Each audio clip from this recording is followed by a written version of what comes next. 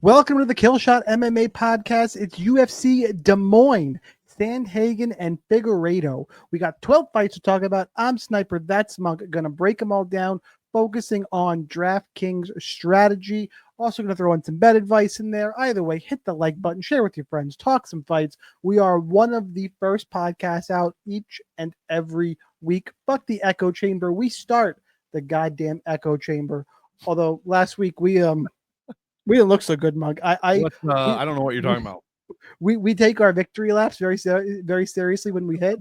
I've been doing this long enough now. I was talking to somebody. I've been doing this for like almost 15 years. That's nuts. It's fucking wild. I'm like, yeah, I take my victory laps because you have to in this space. You do. But I'm not one who's gonna lie. There are weeks you're gonna miss an MMA and you're gonna miss hard. Last week, one of them weeks, and I knew right away when Edwards put up 110 points, I was like, uh-oh, I think I have 3%. I'm in trouble. Yeah, that was the only one I was confident in. And then I just, it's like, yeah, Cameron Simon, probably good. Dude, that was brutal. There was a few other brutal ones too.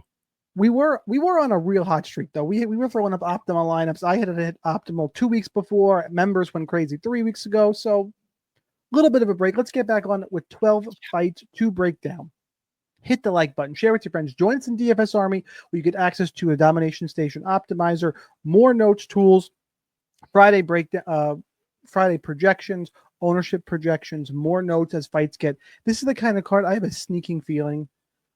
You notice that UFC cancellations kind of come in waves, and we got one for next week today, and I'm like, I just feel like this card is not going to be intact come Saturday. I hope it is next week.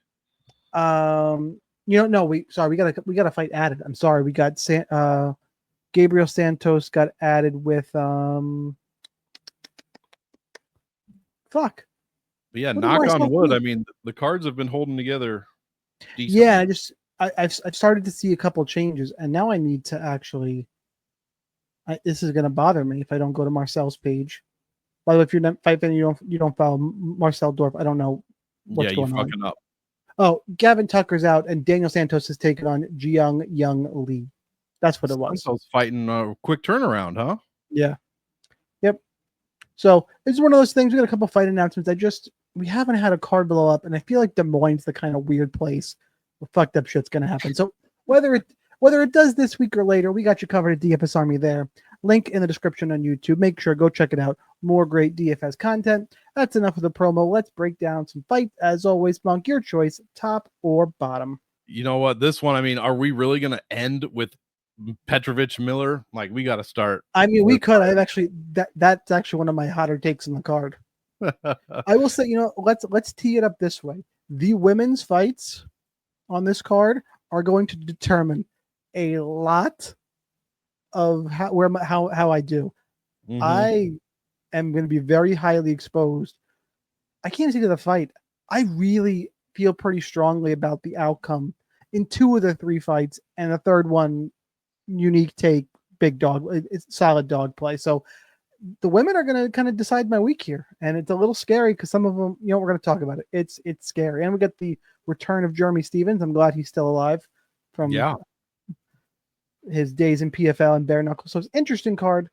That being said, Monk's choice, we are starting at the bottom of the card. Let's bring up all the odds to follow along as we are talking. And we are going to talk about the aforementioned Juliana Killer Miller and Ivana Petravvic. Petravvic, the favorite, minus 225. Come back on Miller, about plus 185. Your DraftKings salaries. That leaves us at Petravic's 8,800. Miller is at 7,400. Monk, I'm going to go first, so you get the main event this week. And because I'm definitely more exposed to this fight than you, first fight, first dog pick of the card. Give me Juliana Killer Miller. Look, Juliana won her season of Tough, and then yes, she looked fucking rough. Wasn't she 3-0 in MMA coming into the UFC or 4? Something wild. I think she was 3-1 because she won against Walker. Right. That's right. So, not a lot of experience. Has been away for 18 months training. She's at 28 or 29 years old. It's the peak age for terms of improvement. You're going to see her improve. And she got exposed because she a BJJ player trying to make that transition a little early. and she couldn't get takedowns. Ivana Petravvic engages in grappling, sloppy ass grappling all the damn time. Do I really trust her to keep it on the feet for this long? I really don't. So I got all those X factors. I think Petravvic is going to play into Miller's style. I got her away 18 months. Is it like all in dog play or all in play? No, but I think Miller, for those reasons, on a card where I'm not going to pick a lot of dogs. One of the ones I feel better about this fight also has sneaky upside. There's some rough fights on this card, and there's some ones with sneaky upside, and this definitely to me falls in that category. Very interested here, especially on the dog side. Give me Killer Miller to hopefully make it 2 weeks in a row with a big women's MMA, slate breaking score that I think not many people are going to play. We know most people didn't play Edwards last week. She was around 10%. I don't know that'll be the same case on Miller on a dog like card, but she's not going to be one of the favorite underdogs. I don't think this is going to be a popular take, but we will see. Like I said, we're first. I don't hear the echo chamber. Monk, what do you got? Yeah, I totally see what you're saying. I just can't back her even against Petravvic. This is a super low level fight, so that's what most people are going to say. That's what I'm leaning on here. Yeah, you obviously have to play it. Well, that tells me that you have to play at least a little bit of Miller for sure. Because Petravvic at 8,800, you cannot trust her. Like you said, sloppy grappling, but not the best competition. But 2 of 6 against Carolina, 4 minutes of control time, 3 of 4. 5.5 minutes, 2 of 6, almost 8 minutes of control time against Horth. Miller's issue for me is the lack of experience. I know she has 3 less fights than Petravvic, so I'm not saying both of them have lack of experience. But Miller, just that Veronica Hardy fight, man, holy shit! She got taken down 4 times, controlled for 7.5 minutes. She got outstruck 2-1. Like Hardy put it on her. It was and she was a minus 380 favorite in that one. Just wild. That loss is age. Well, remember that was Veronica Hardy coming off, being coming back 1-4 in the UFC, and we're like, and her one win was Polyana Viana, who good luck to you. Yeah, no shit. But it's aged better. Then came back and beat Aldrich and Jamie Lynn Horth. Not it's the best, but for the loss for what it was, is age decent. For sure. The issue is then she fought Luana Santos, and all she attempted 2 takedowns, didn't get it, only 30 seconds of control time, landed 6.5 strikes a minute, guys, but she got hit with 63 strikes in less than 4 minutes. That's like 17 strikes a minute. She still got controlled a little bit and then got KO'd. So yeah, I'm not trusting either one. I'm going to have to see it from Miller. I don't like people that take a year and a half off. I know she's still in her prime, but Petravvic is 30 and has been fighting. So, and she has only beaten Nali Young. That's not worth 8,800. So I feel like from what I've seen, Petravvic, they're probably pretty even, but I just can't trust Miller yet. And Petravvic is cheap enough to roster, but I like so many fighters in that area this week that it's going to be real difficult to get to her. But we didn't cover this fight is minus 190 to go to decision, which I don't think I agree with. I think you got a little bit of value here on the inside the distance number. For sure. All right, let's move on. Let's talk about the second fight of the night. Let's just skip it. Let's go to the third. No, we have to talk about Don'Tale Maize and Thomas Peterson. Holy sloppy shit sandwich. Peterson's the favorite at minus 260. The comeback on Maize is plus 215. 2 big heavyweights. And I see violence right now. It's 50-50 to go to decision. That just tells you who these guys are. It's really upsetting to my soul. Your DraftKings salaries. Thomas Peterson is 8,900. Don'Tale Maize is 7,300. Monk, what you got? Yeah, I'm gonna go with old Thomas the Train here, and I'm like you. In the last fight, I don't see how. I see how obviously these guys are terrible, but I don't think this is going to a decision. Really at all. Don'Tale Maize is, someone said it, could have been you, I have no idea. I'm trying to give credit, but I can't remember. A walking human punching bag. He's John Jones's human training bag or human punching bag training partner. Actually, he should be taken more seriously because he is the reason that John Jones had to pull out of whatever fight that was a couple years ago. But yeah, Peterson, both guys are pretty bad, but Peterson definitely has the better volume. Almost 4 strikes a minute, 4.5 in the second, 5.6 in the third.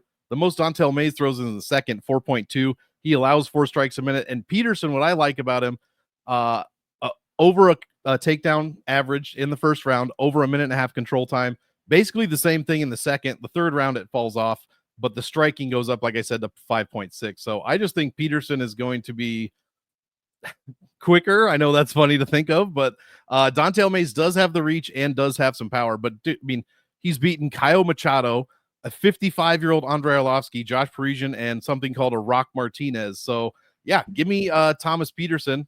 Hasn't beat much better competition, but I just think he's more well-rounded. Yeah, the sick part, I agree with everything you said in terms of the fight breakdown. I think Peterson is just going to be, God forbid, a little bit quicker, a little more well-rounded. I don't think Dontel Maize has got good fight IQ. I don't, just meh all around. Yeah. The problem is on this card, God, this is one of the fights I want higher exposure to. It just is. We're going to talk about these other scenarios. There's a few fights I like more, but listen, we got 12 fights on the card. Which fights do I like less for DFS? Or sorry, which fights, I should say, which fights do I like more? Oh, okay. Sorry, which fights do I like more? Maybe no, because you got to play both sides of these guys for that reason, because Dontel Maize is still a live heavyweight underdog. Right. Maybe Nickel DeRitter we'll talk about. Oh, we're going to talk about that one. That's really it. Maybe Sandhagen and Figgy because it's 5 rounds. And this fight, it's just, the card is just light. There's a couple strong spots I like. I'll tip my hand and tell you, obviously, I like Azamat. I like Julian Robertson. I like Misha Tate. I alluded to those earlier. But there's not really fights where I want to slam on both sides. There's just doesn't really exist on this card, except for this spot where I'm like, yeah, I can see both guys hitting optimal. Leaves us in a weird fucking spot. Welcome to UFC Des Moines. So I'll go ahead and I'll take Thomas Peterson as well and say my prayers, take my vitamins. Denny's in Des Moines, you better stock up on your fucking pancake batter for after the fights. I tell you that much. Somebody tell is Joe Piper there? He can drink the water in Iowa. yeah, that's true. Definitely better than the water he was drinking, but Gaston Balanos, Kang Lee. I hate this fight. Balanos is -140. Kang Lee is +120. Fight goes to decision is -140. Your DraftKings salaries here. Balanos is 8,500. Kang Lee is 7,700. Why do I say I hate this fight? Because I'm about to pick a dog who's 0-2 in the UFC. And it really, both guys are okay, really low-level UFC guys. I think Kang Lee has gotten a little bit, he's had some tough matchup. I think his wrestling is what's going to win him this fight. This is, to me, a good stylistic fight for him. What I'm projecting is that Kang Lee can get takedowns. If he can't, I think Balanos probably wins a dirty type of fight on the feet. And the way each of them win their fights, I think more often than not, more of Kang Lee's paths to victory end up on the optimal than Gaston Balanos for me. I think if Kang Lee wins, it'll be wrestling, control. I think he can do it, whereas Balanos striking, I think it's a close beat on the fight striking, so at least Kang Lee has got a pretty clear path to victory for me. Can he get it there? I think probably. You can see I'm not super confident in this fight. It's not a great one to target, but it's okay on the Kang Lee side again because of that path to victory, I believe, would be the wrestling. It is a weird fight, as you can tell just by that breakdown. Monk, how about for you?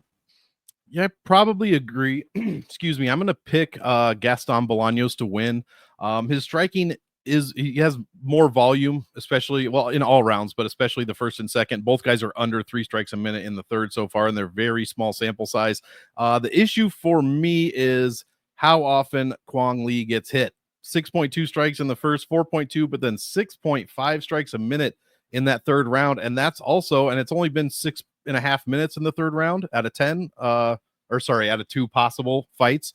0 takedowns landed, a second or 2 of control time. Like his ground game completely fell off.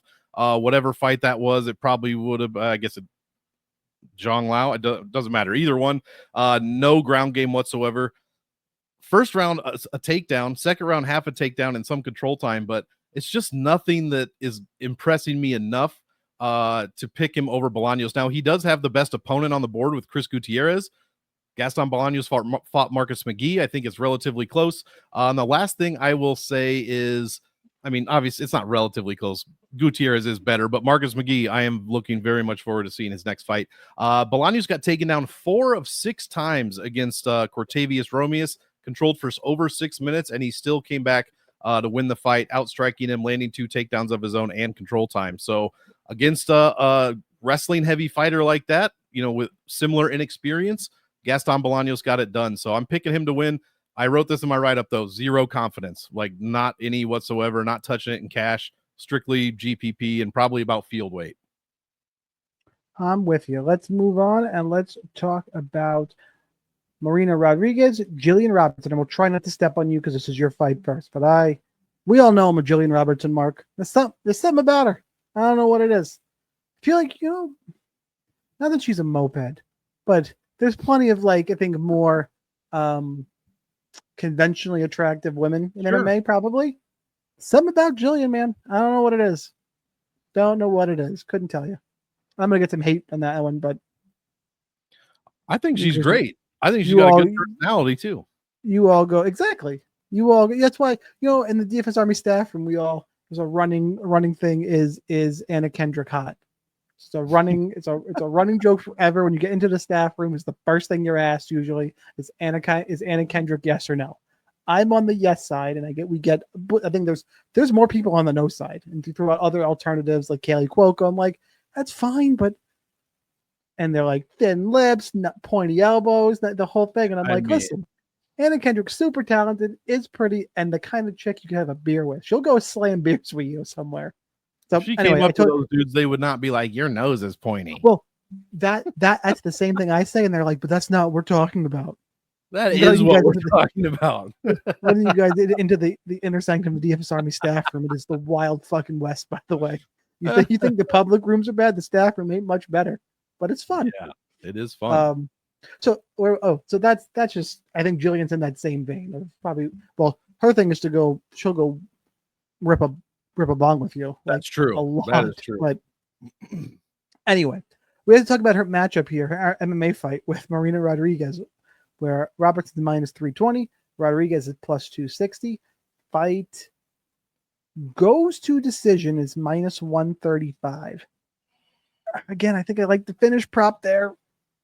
Anyway, we'll talk about it though. Your DraftKings salaries for you, Monk. Jillian Robertson will cost you $9,200. Marina Rodriguez is $7,000. Break it down. I am with you. I like Robertson this week for obvious reasons. I mean, look, Marina, she's 9 years older than Robertson. Robertson's been around the UFC forever. She is 29 years old, guys. So, I thought, no offense, none at all, but I thought she was at least 30, 32, like without looking. So it's very impressive. She is on the opposite run of Marina Rodriguez. She's hit 5 of her last 6. Marina's dropped 4 of her last 5. And she obviously performs not well against grapplers. She did beat Mackenzie Dern in a very close 25-minute fight in which she obviously outstruck Dern.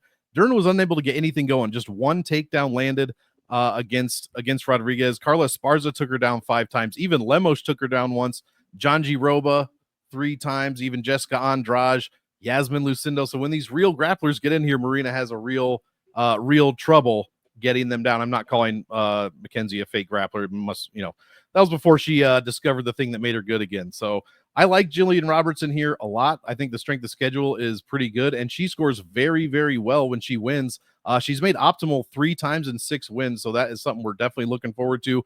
Over 100 points per win, 102 per finish, and 99 per decision, which doesn't sound like a lot, but it's 18% over the strawweight divisional average. So I think she can pay off her salary, even at 9,200. I think she can 10, 11x pretty easily. I like the minus 3-1, or the minus 310 is probably pretty good. I don't agree with the fight goes to decision. I'm with you. I like a finish here. Jillian Robertson, round 2, round 3 sub. That's what we're looking for. And she'll throw ground strikes. That's how she scores very well. I don't know if this is a controversial opinion, but of everybody on Marina Rodriguez's history, right? So you got it up there. Jillian Robertson has the best MMA top game. I agree. Because Mackenzie Dern's a more dangerous submission threat. Mm-hmm. Jillian Robertson is nasty when she gets on top. Same thing with Virna. Jillian gets on top and she throws ground and pound on top of being the submission threat. She is mean up there. Mhm.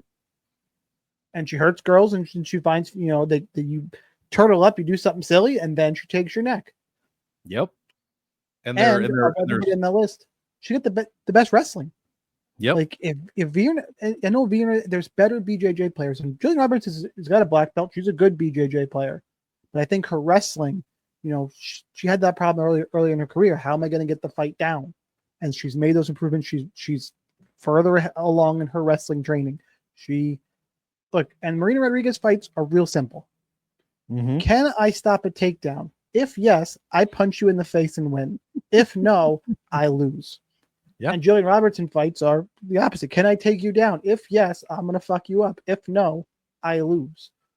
And actually, I like the finish part, but even if I'm wrong and Robertson can't get a takedown, if this fight stays in the feet for 15 minutes, I worried Marina would finish her. Like, let's be clear, Jillian needs to get takedowns. Mhm. Like, that's Mark talk aside, on the feet, I worry. But I think she can get takedowns. Agree with you. I think there's a very big score potential here. Better wrestling, good ground and pound, can get finishes. All about Jillian Robertson in this spot. One of my 2 core plays on the card, and one of my 2 women's MMA core plays on the card. It's a really scary night coming. Are we talking about the second one? Is it the lead-in? No. That's right. They had to put Amisha takes the feature prelim. We're not far off.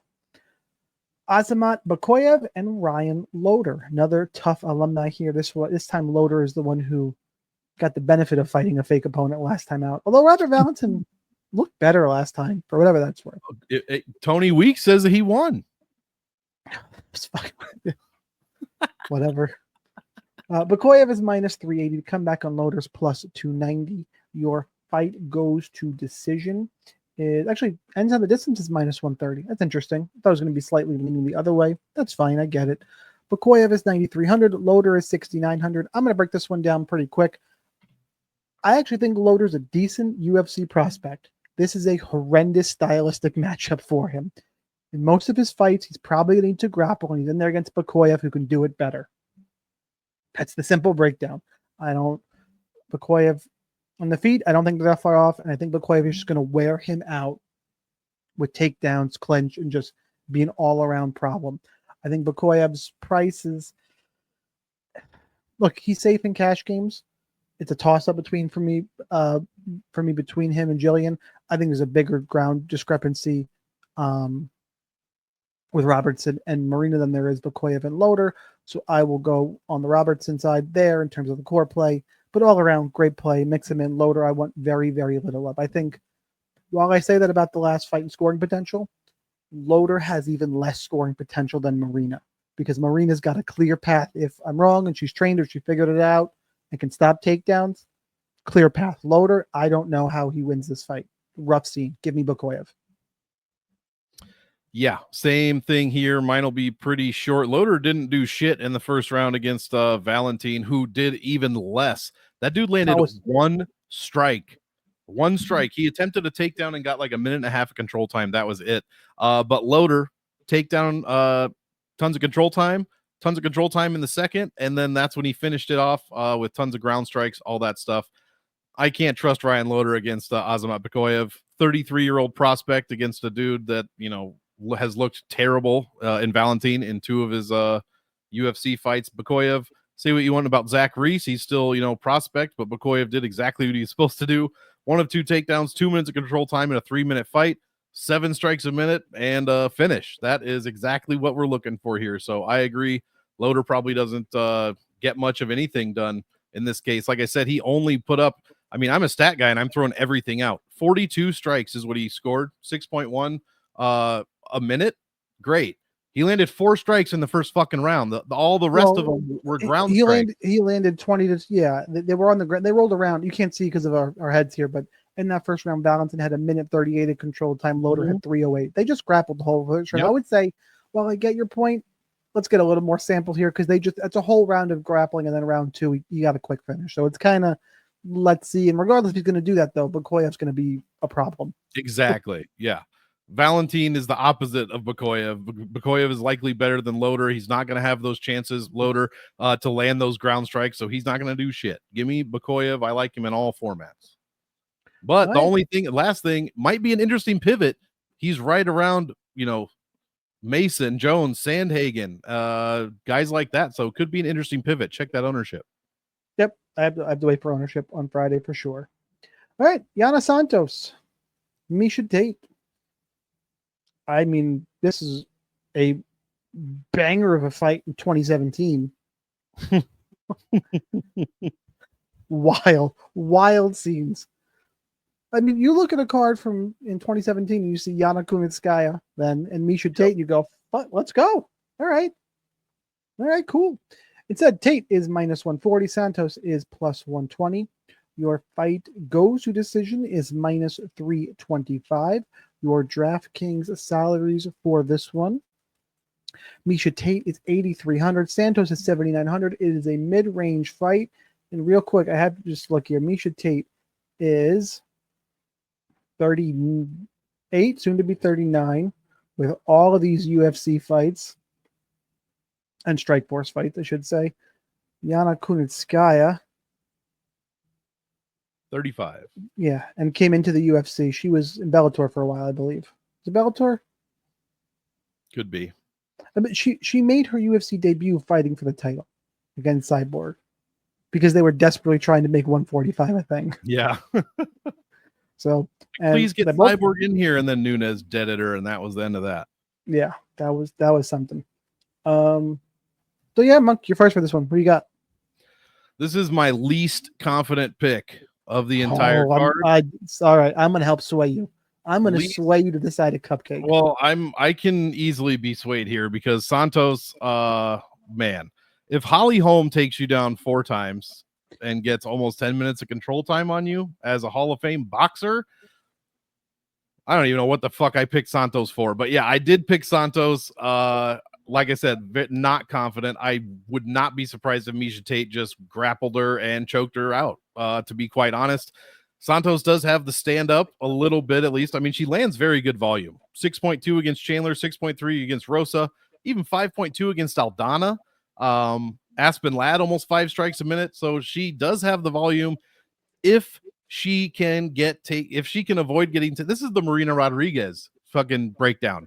If Santos can avoid takedown, she's going to win the fight because Misha Tate gets hit a lot and she wears damage really, really, really badly. So yeah, but it's tough because this was a gross looking fight in 2021. Yeah, if Santos gets taken down, I'm not expecting anything much from her at all. So I understand why anyone would pick Tate. I'm just gonna pick Santos with no confidence. It's the age difference a little bit. I don't know. Misha Tate hasn't fought since that Austin card I was at back in December of 2023. So almost a year and a half, man. Taking a year and a half off at 36, 37 years old. I'm gonna go with Jana Santos just for that reason. Again, no confidence, and I don't really like much of this for DraftKings unless it's the Misha Tate side, and that is completely grappling and wrestling dependent. And that's why I love the Misha Tate side. 42% takedown defense from Jana Santos in her career, averaging over 2 takedowns a minute for Misha Tate over her career. Yes, they are long careers, but they're both long careers. Misha Tate just showed she can still grapple. Did not. I know Julia Avila was her first fight back after being a mom, which is a thing. It shouldn't be, but it just is. But she can grapple. And she's, I know, Hall of Famer, comeback retired, is old. Don't care. Styles make fights. Love me, Misha Tate in this spot. I think she can grapple Jana Santos and win the fight that way. Yes, Santos stopped the takedown of Chelsea Chandler last time out, but Chelsea Chandler also just got knocked into oblivion by Jocelyn Edwards last time out. So what's that worth? If you like MMA math. Styles make fights. I've said it a few times. If Tate doesn't grapple, I'm super surprised. Am I all in on Misha Tate? No. Am I going to be way over the field? Absolutely. Like Misha Tate quite a bit in this spot. All right, let's go ahead and let's move on and let's talk about the return of Jeremy Stephens and Mason Jones. Mason Jones, the favorite, -600. Come back on Stephens is +425. Your fight goes to ends of the distance. I guess strong again, -135. I knew it was like a pick 'em. Guess the wrong type. How is this that close? No, to go to decision. I don't know. That's crazy. Mason Jones is 9,500. Jeremy Stevens is 6,700. Look, even prime Jeremy Stevens, if you could grapple him, you could win. Mason Jones likes to grapple. Stevens is old, coming from the land of PFL and bare knuckle. Sorry, man. Everybody loves Jeremy Stevens. I love Jeremy Stevens. Not the spot. And a bet like why just give him a guy like fuck. Like there's got to be better people. You know what? I would have rather had seen. No, it's not. They're fighting a 45, right? Still 45. No, 55. I think It's a 55. it was on Tapology earlier in the week. Oh yeah, it is a 55. You know what? People are gonna hate this take. You clip this. People are gonna hate this. I would have rather seen Jeremy Stevens against Dustin Poirier than fucking Poirier Holloway. Holloway Poirier 3. I don't fucking care about that. I just wanted to get out that I don't love that fight. That is definitely. I think I'm the only one that's like not liking Dustin Poirier lately. I don't know. I don't like him. I don't like his personality anymore. It seems like a fucking dick. Put some hot sauce on it. Yeah, maybe like it's all the commercials that I see. A little big for his britches, maybe. I don't know. You can kick the shit out of me. Oh yeah, same. Me too. Of course. Regardless, this is just, and I'm kind of just grasping for things to talk about here. Mason Jones wins. You can play him if you can fit him. If I will say, of everybody in the above 9K. If I'm ranking the 9K fighters of Jones, Sandhagen, Bakoyv, Robertson, Nickel, he's probably fourth on that list of 5. The only person I would rank lower would be, it's Bo Nickel. I know Monk wants to hear it. It is. It's Bo Nickel's 5 of 5 on the list, and we're going to talk about it. So, as far as I can go with this fight, Mason Jones wins. Welcome back, Jeremy Stevens. Wish the best for you. Bad matchup. Agreed. And I mean, if he's got home field advantage here, right? I don't know where he's from exactly, but it seems like every bare knuckle fight ever takes place in like some haystack in the middle of fucking Des Moines. So I feel like he's in his own backyard. But yeah, it's Mason Jones. This dude somehow went 1-2 in the UFC. He lost to Mike Davis and Ludovic Klein. Very good wins. No contest against that bum Alan Patrick. His win was against David Onama, something also that has aged very, very well. He landed 8 takedowns on Onama with 9 minutes of control time. Just fantastic. He's great in all round. First round, 6 strikes a minute, 1 takedown, 1.5 minutes of control time. Second round, 6 strikes a minute, over 1 takedown, 1.6 minutes of control time. Third round, 4.2 strikes a minute, 1 takedown, 1.33 minutes of control. This dude is so well-rounded. I think he just got unlucky, to be quite honest. That jumping head kick from Ludovic Klein, what the fuck was that? This is a strong strength. This is a strong strength of schedule in the no contest. He should have won, but he wanted a way out. Mike Davis is no fucking joke. This was a fun fight of the night, close fight. Onama aged great, and Ludovic Klein. I've been what did I tell you last podcast where Klein made us a ton of money. That dude is no joke. No, this was fantastic. I mean, 3 difficult ass opponents there. And like I said, the Onama win has aged nothing but well. Stevens, obviously, he's been fighting the best of the best for 27 years. But I mean, come on, what are we doing here? It's Mason Jones. Welcome back, Mason Jones party. And, Jeremy Stevens, I'm glad he's back getting a paycheck. But are we going to see a second fight from this guy? I mean, I don't see how he's going to beat Mason Jones. I like him in all formats. Stevens, obviously, like maybe 5-10% for the haymaker, but that's about it. Maybe that. I think you're being generous. Yeah. Mm-hmm. All right, let's talk about Sidy. And is it Sidy or Sidy? I honestly don't know. I think it's Sidy. I'm not sure. I rewatched one of his fights this week, but I was on mute and I didn't hear the names. So fuck. Podcast fail right there. Sidy, Cameron Smotherman. Sidy is -135. Comeback on Smotherman is +115. Your fight goes to decision is -135. I'm a little surprised it's that low, honestly. Thought there was more of a chance for a finish here. Your DraftKings salaries Sidy is 8,400. Smotherman is 7,800. Monk, are you first for this one? I believe Yes, so. you are first. Yep, you're up. I picked Smotherman in his debut against Hadley, and that turned out well. I don't think Hadley is in the UFC anymore. I think he's subsequently been cut, but he landed 6.5 strikes a minute, and not too much else, and actually nothing else in 15 minutes. But the one thing that bothers me, he got finished by Gregorio in 1 minute, and that dude looked awful against somebody that wasn't great either. I don't remember, but it's just some MMA math on don't mind me. But yeah, he looked bad, and then he looked pretty good against a decent an okay bantamweight that's been around for a while. Sidy kind of worries me. He got it done against Tavares in the DWCS, then a very, very close rematch in his debut. He did drop that via split decision. No takedowns landed, 4 attempted. Same thing against Armfield, man. That Armfield fight, and I don't rate Armfield very high. He outstruck Sidy. He was the one landing takedowns 4 of 5. He was the one getting control time almost 5 minutes. And somehow Sidy ended up getting that split decision win. I'm going to have to go back and watch it, but he did land a reverse, couple sub attempts from both guys, but Armfield outpointed him everywhere on the stat sheet, apparently. So I have no confidence in this one. I did pick Sidy just because I like what I saw against that Tavares, both Tavares fights. And the Smotherman Gregorio fight really kind of bothered me, but he did live up to his name, like I said, against Hadley, landing 6.5 strikes a minute. So no confidence here. I'm picking Sidy. Probably Smotherman has a little bit more of a ceiling just because he's cheaper, but it's not much cheaper. So I'm pretty low on this one overall. Yeah, I'm very low on it. I think this is my least favorite fight to target. A close second with one coming up here in a second. They're both pretty similar. I expect to see striking. I don't expect to finish.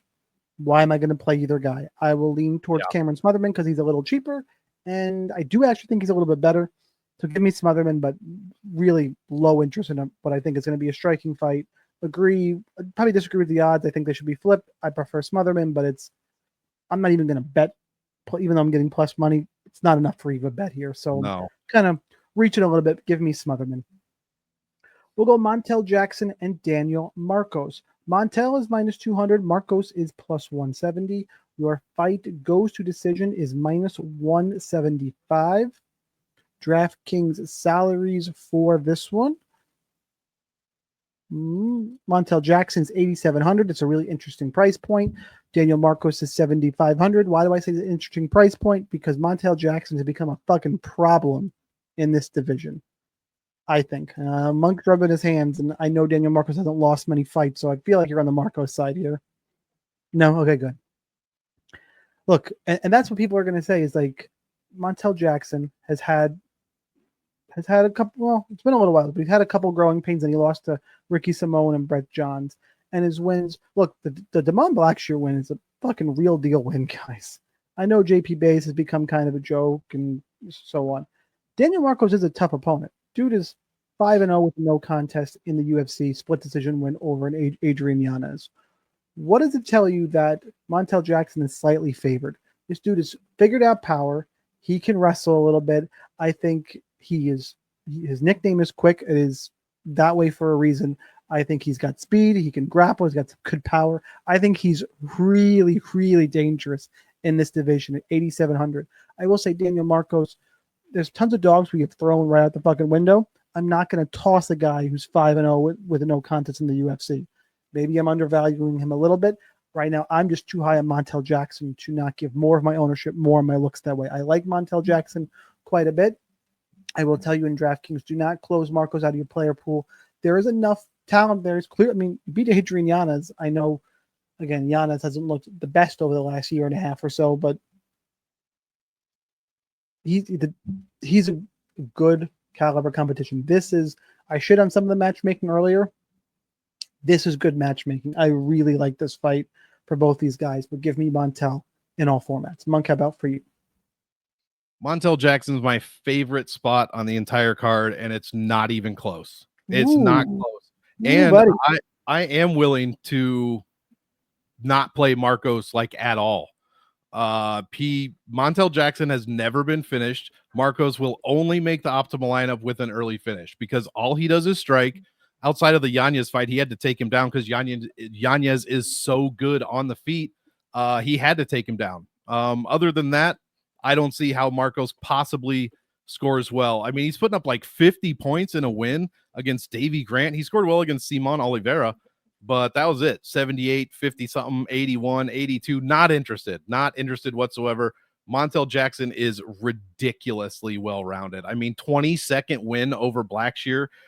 He was able to pretty much dominate Julio Arce, which is probably the second best name on his resume as far as wins. His losses to Ricky Simone before Ricky Simone kind of is roller coastering up and down in his career. Ricky Simone was on fire back then. He loses to Brett Johns, but still gets 2 or 3 takedowns, a couple minutes of control time. Real quick, what this dude does round around is insane. 3.5 strikes a minute in the first, a takedown, a minute and a half of control time. 3.2 in the second, a takedown and a half, and the control time goes up as well. Striking stays the same in the third. The control time goes up to 2.5 minutes. Like, Marcos gives up control in every single round over a half a minute, and he's fought no grapplers. John Castaneda, Davy Grant technically, but he's not a takedown guy. He's fought no one like Montel Jackson. I love this spot.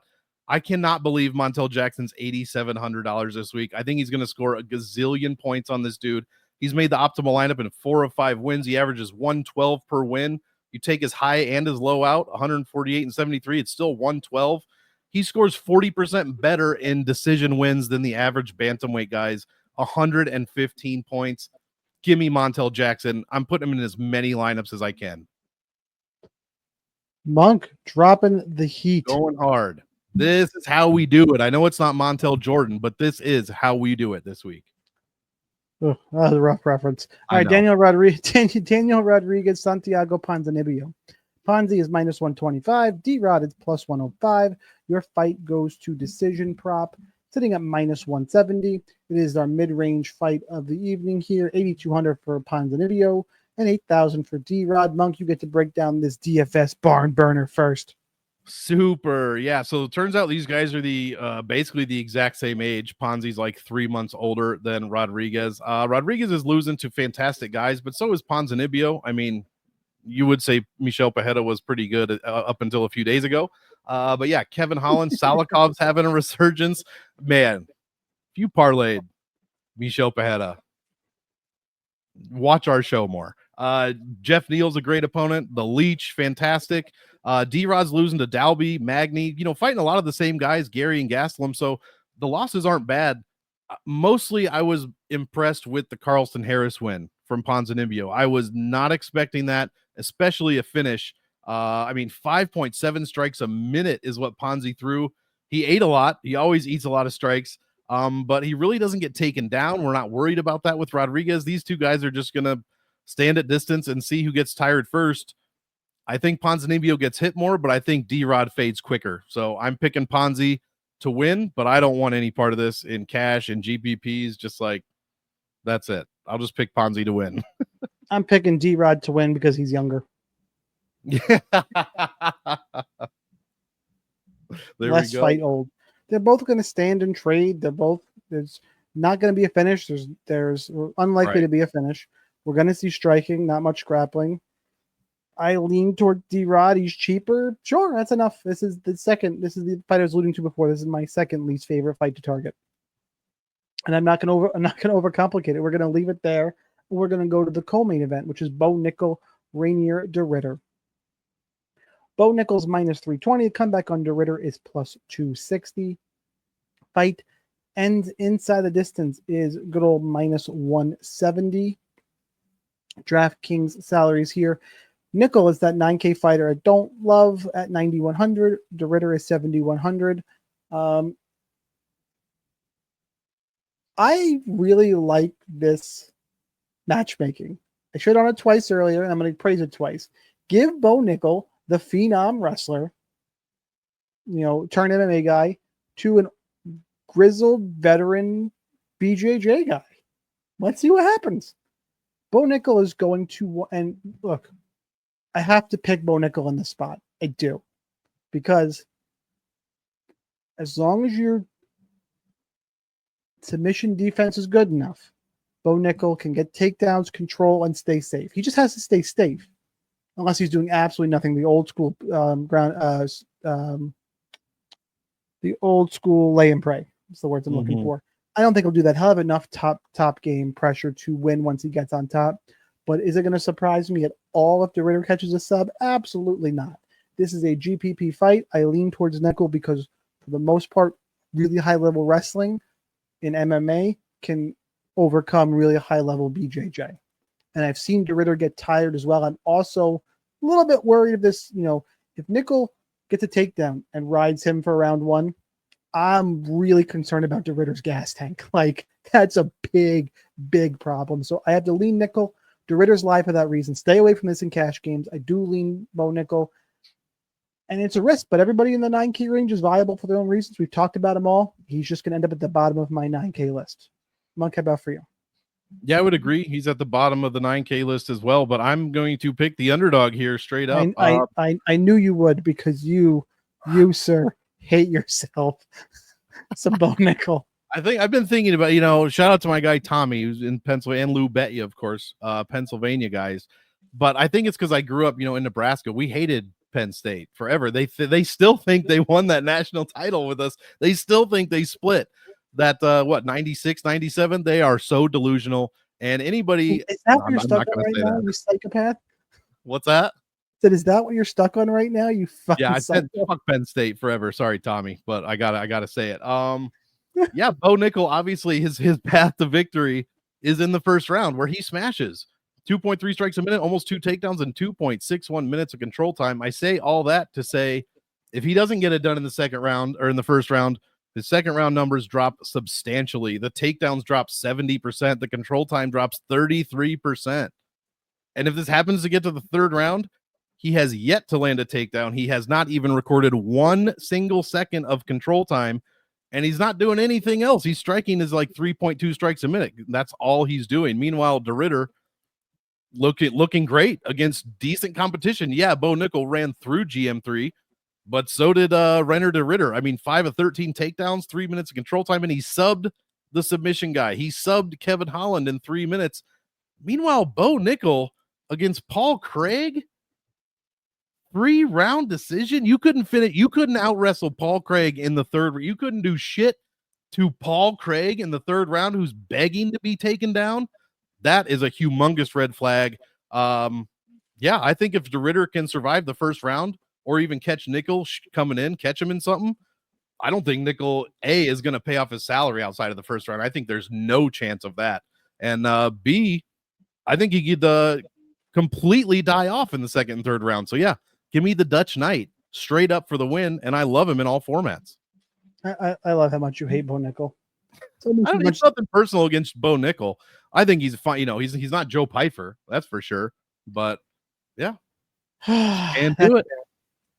All right, let's talk Corey Sandhagen and the very blown up Davison Figueiredo, as everywhere in social is said. I mean, I say it tongue in cheek because you're going to hear that if you listen to other podcasts, everyone's going to say it. Mm-hmm. And it's true. It's worth noting, but I'm going to kind of put that out of my mind for a second. I'll just break down the fight because he's already minus 510 is Corey Sandhagen. Comeback on Figgy is plus 370. Oops. Your fight goes to decision prop is minus 190. DraftKings salaries. Sandhagen is 9,400. Figgy 6,800. Monk, break it down.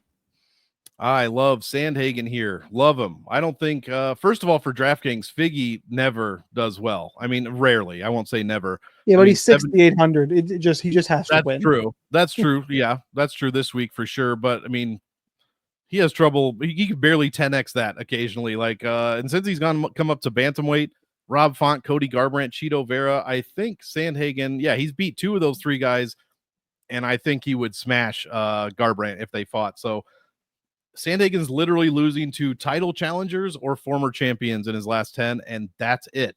He's also beating the best of the best guys in the division for the most part, and he's doing it in a very well-rounded way. He's landing several strikes per minute. Let me get up to my 5.3 in the first, 5.3 in the second, third, and 5.4 in the first.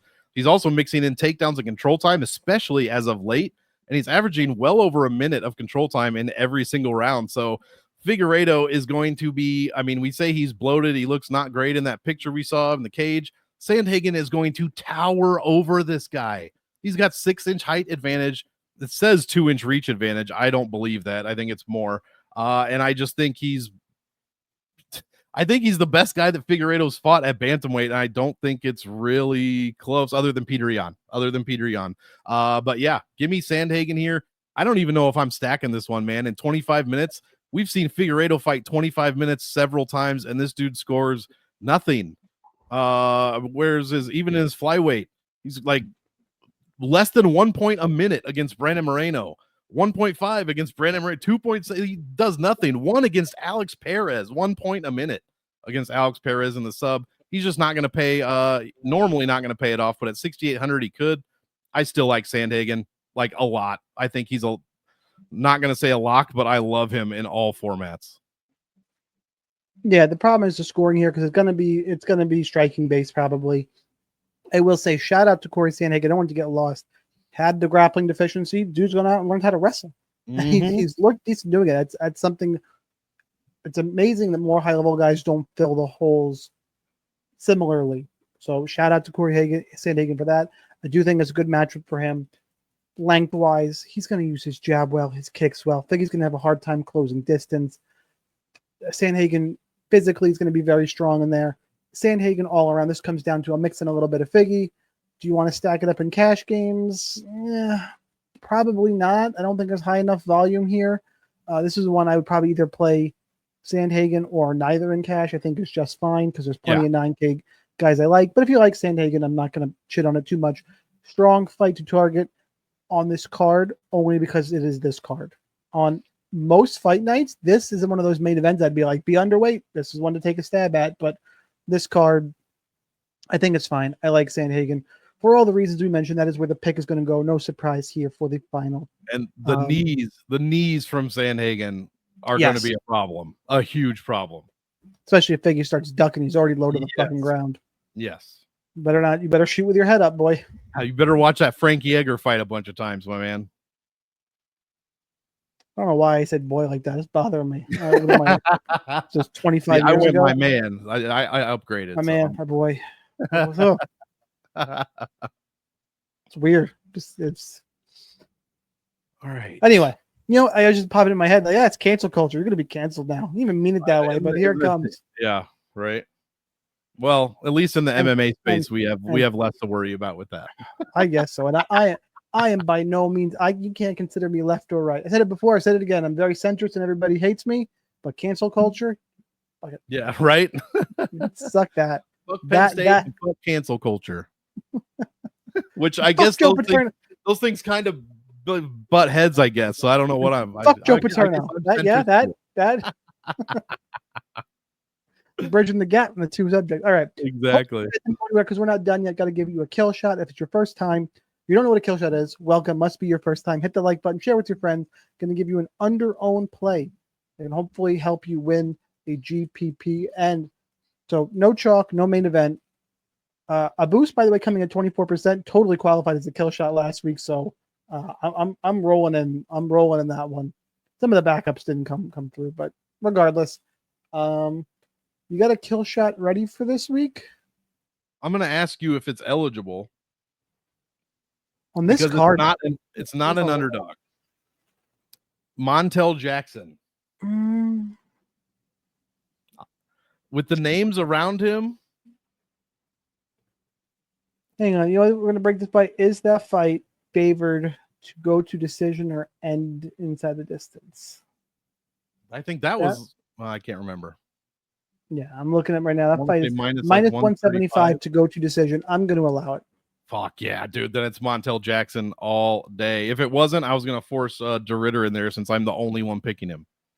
That would have been fine too. I'm going to give you two. I'm going to go two for the price of one because one's a favorite. One's no one going to play. It's Women's MMA Day here on the Killshot MMA podcast. Yes, it can't be Jillian Robertson. That is too chalky, but definitely play her. Mm-hmm. I have to go with Misha Cupcake Tate and have to. Juliana Killer Miller. I think people are gonna be like, "What the fuck? She was so bad last time out now, and now she just got a win." Fuck, I'm like, yeah, it was Ivana Petravvic, and it was 18 months ago. That's what I'm hoping happens in my brain. But 1 is Miesha Tate, 1A is Juliana Miller. So yeah, I'm kind of double dipping here, but that's what we're gonna go with. Monk, anything else before we get out of here? We go to UFC Des Moines here on Saturday. No, sir. I think that's it. We got a big pay-per-view card. Is that next week or 2 week? No, No, I don't even know, man. I don't remember. I'm all thrown off now. It is. It is next week. Yeah. Yeah, it is next week. So we got a good one coming up. Last thing, comment Montreal, down below. Quebec, Canada. I don't know if I'd call it great. Fucking Bilal Muhammad's the main event. Ooh. You're gonna tell. I said this in my breakdown. People talk shit about, oh, he's so boring. Fucking what makes Chris Gutierrez less boring than that guy? Like, nothing. Or any striker only type fighter. Like, it's the same shit. They're all boring if they don't mix the martial arts, as they say.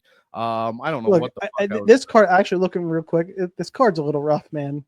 Is it? Bilal Della Maddalena. Oh, that's what I was going to say. Do you think that video is real? Did Craig Jones really get tapped out or choked out? No. Valentina Shevchenko, Manon Ferriot. Okay. Jose Aldo, Ayman Zahabi. Alexa Grasso, Natalia Silvas. That's an okay fight. That's a good fight. The best fight on the card is the opener of the pay-per-view. It's Joel Alvarez and Benoit Saint-Denis. Yes. That's the best fight on the card. That is the pay-per-view opener. Yes, it makes sense, but Andrade Jasdavicius is okay. Oh, Jasdavicius is gonna smash. But you know what? I think I just hate the top 3 fights in this card in terms of what they should represent for a pay-per-view card. Yeah, you're right about that. You know what? As I read down it, it's not that bad. Malat Radke's okay. Modestus and Kutalaba is a good fight. Is Morales fighting? No, he's not fighting yet. No. MAB and Bruno Silva. Oh, that'll be fun. For however long it lasts, it should be. Under 12 eye pokes. You know what? Can I bet the no contest? Yeah, no shit. Bruno Silva fight. Let's go. I don't know. So that is next week. You know what the best part of it though? Next week though, we're going to break it all down. Big money up top. That's really what I care about. As much as I should on some of the card. Yeah, it just is what it is. It's 2 champions of a huge following. Of I think my 2 least favorite champions in the UFC might be Bilal and Valentina, and they're on the same card. Can you think of a current champion 2 current champions who are less likable? Probably not. John Jones, Tom Aspinall. All right, John Jones not likable, but still fun fights. Let's go down here. Ankalaev fights. I'll give him a little more before I know. Ankalaev fought Jamal Hill, that would be more hated. No, that'd be fun though. The trash talk in that fight would be fantastic. Who we got at oh god, I'm drawing total. Dricus fights are great. This shit's at 170. I mean, you can't hate on 55. You can't hate on 55. And I almost called him Habib. Habib Jr. Makachev, obviously. Oh yeah. The Topuria fight. Volk, I don't hate Volk, but 45 is in a weird spot right now, especially with Lerone Murphy. 45 is I don't like the state 45 is at at all. 35 is alive and well though. 35 is fantastic with Marab, and 25. Like the problem with Pantoja is he's run through everybody, and he wants to fight every 2.5 months. I love Pantoja. Like, it's fucking great. He's at every card. Again, and I know we're going a little over now, just talking MMA. Hopefully, you guys like this. Drop us some comments of anybody who should get a chance to be a double champ. It's probably Pantoja if he wanted to, because what you need to do is clean out your division. Say what you want. Makachev hasn't really done that yet. No, lightweight's too stacked. He's fighting featherweights. Consistently, he's going to fight another featherweight. So, if anybody, you're going to pick anybody who should be a double champ. I think I'd fight pretty hard. It has to be Pantoja right now. Would have to be. Pantoja against Merab, that'd be insane. I think Merab just, humps him too. Yeah. Merab's like, oh, look, I'm finally bigger than somebody? Cool. That's weird. Right? That would be fun. Sign me up for that fight. So anyway, we'll talk about UFC 315 next week. Monk, anything else for UFC Des Moines? We're good. No, sir. We are good. Let's go Renner to Ritter. Cool, guys. Smash that like button. Share with your friends. Repost on X if that's where you're finding this. Good luck in your contest. DFS Army members, ask us any questions in the Discord. Make sure you join DFS Army if you're not in there. Good luck. Helmets up. We'll see you next time.